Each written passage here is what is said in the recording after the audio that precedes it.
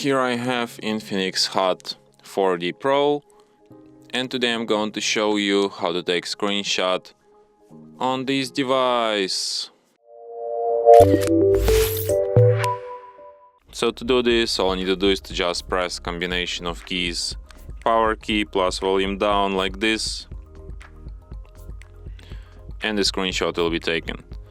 So let me show you once again, power key, volume down, and let's get it.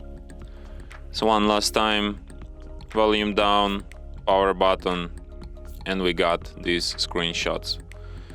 So when you're done taking screenshots, you can find them in gallery.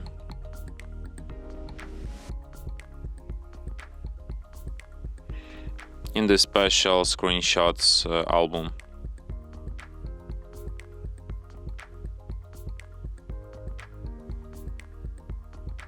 And here they are. From here you can share, favorite, edit, delete your screenshots and perform other actions from this list. And that's it. Thanks for watching.